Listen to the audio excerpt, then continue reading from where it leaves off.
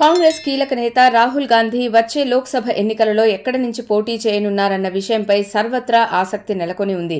2019 సార్వత్రిక ఎన్నికలలో ఆయన తన సొంత నియోజకవర్గం అమేథీతో పాటు కేరళలోని వాయనాడ్ లోక్సభ నియోజకవర్గం నుంచి కూడా బరిలోకి దిగారు. ఆ ఎన్నికలలో ఆయన అమేథీ నుంచి పరాజయం పాలయ్యారు. అమేథీ నుంచి బీజేపీ అభ్యర్థిగా బరిలోకి దిగిన స్మృతి ఇరానీ విజయం సాధించారు. కాగా రాహుల్ వాయనాడ్ నుంచి విజయం సాధించి లోక్సభలో అడుగుపెట్టారు.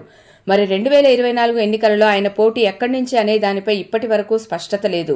అమేథీ పక్కన పెడితే రాహుల్ వాయనాడ్ నుంచి కూడా పోటీ చేసే అవకాశాలు దాదాపు మృగ్యమనే చెప్పాలి.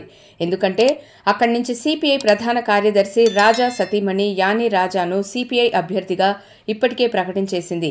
ఇండియా కూటమిలో భాగంగా పొత్తు చర్చల ప్రారంభానికి ముందే వాయనాడ్ బరిలో యానీ రాజా పోటీ ఖరారు అయిపోవడంతో రాహుల్ గాంధీ మళ్లీ నియోజకవర్గం మారక తప్పని పరిస్థితి ఏర్పడింది. ఈ తరుణంలో రాహుల్ తెలంగాణ నుంచి బరిలోకి దిగే అవకాశాలున్నాయన్న చర్చ మొదలైంది. ఈ చర్చకు కారణం ఆయనను తెలంగాణ నుంచి పోటీ చేయాల్సిందిగా ముఖ్యమంత్రి రేవంత్ రెడ్డి కోరడం. ఆయనను భువనగిరి లేదా ఖమ్మం నుంచి ఎన్నికల బరిలో దిగాల్సిందిగా రేవంత్ కోరారు. ఇదే విషయమై ఏఐసీసీ అధ్యక్షుడు మల్లికార్జున్ ఖర్గేతో రేవంత్ చర్చించినట్లు సమాచారం. మొత్తం మీద రాహుల్ గాంధీ ఈసారి ఎన్నికలలో దక్షిణాది నుంచే పోటీ చేస్తారని కాంగ్రెస్ వర్గాలు చెబుతున్నాయి. ప్రస్తుత పరిస్థితుల్లో ఆయనకు తెలంగాణయే సేఫ్ అన్న అభిప్రాయం బలంగా వ్యక్తం అవుతోంది.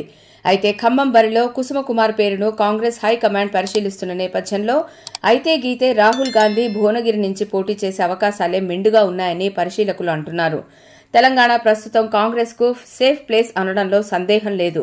అందులోనూ ఖమ్మం, భువనగిరి లోక్సభ నియోజకవర్గాలైతే కాంగ్రెస్ విజయానికి ఢోకా ఉండదని చెబుతున్నారు. అసలు సోనియా గాంధీని తెలంగాణ నుంచి పోటీ చేయాలని రేవంత్ కోరారు.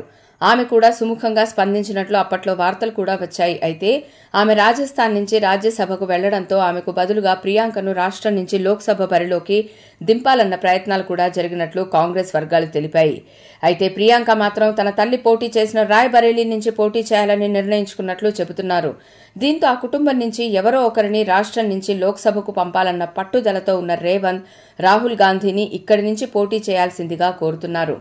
రాహుల్ గాంధీ కూడా ఇప్పటి వరకు ఎక్కడి నుంచి పోటీ చేస్తారన్న స్పష్టత లేకపోవడంతో ఆయన తెలంగాణ నుంచి బరిలోకి దిగే అవకాశాలు మెండుగా ఉన్నాయని పరిశీలకులు సైతం విశ్లేషిస్తున్నారు.